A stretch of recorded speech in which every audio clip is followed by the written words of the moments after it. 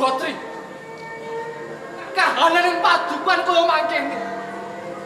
Apa iki pratandha yen tandanya iki bakal kukut?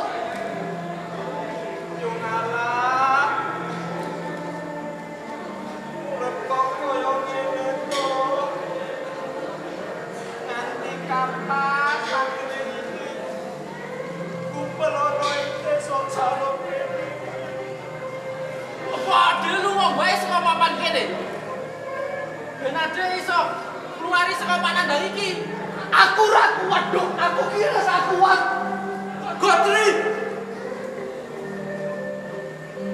Aja kowe meneng wae dan tumandang to Gotri.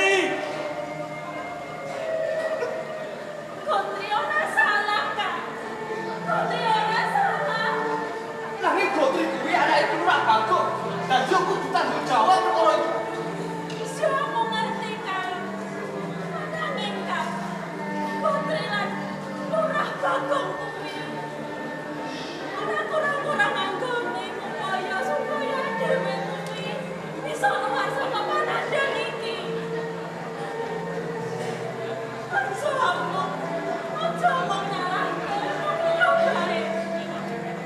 Nek kasunyatane para kawula ning Caruk kene ora ana kang tumindak sedeng.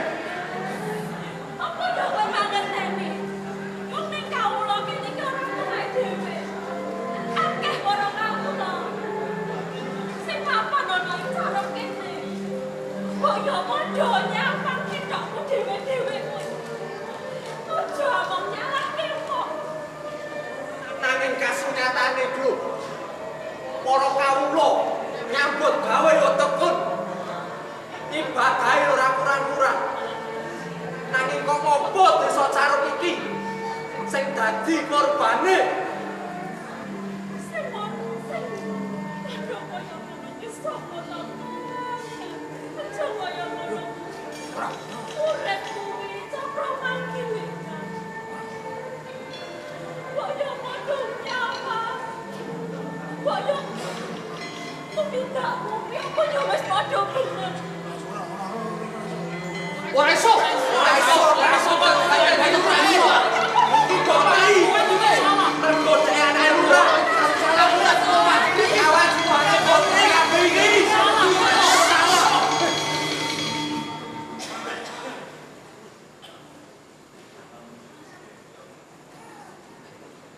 Ojo padha kawran tangis.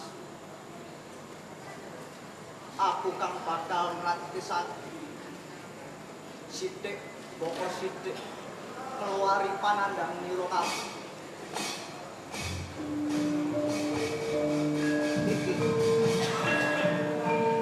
Iki sandang lan pangan kang cukup kanggo para kawula ing padukuhan Cakutna. Mergo astuten. Saestu menika, Den. Matur sembah nuwun, Den. Matur suwun sanget, Den. Ditungke dulu ya kawula.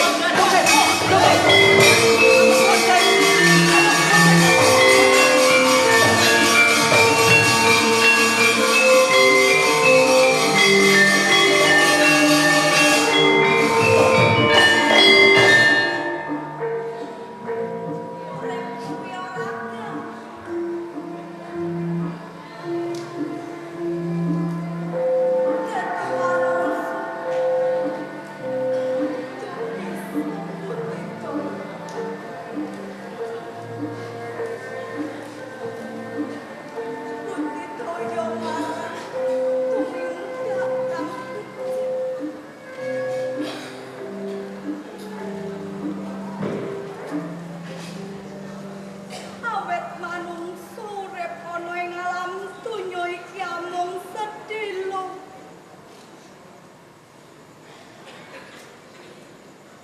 Sira iku sapa? Bocah lain. Siap-siap.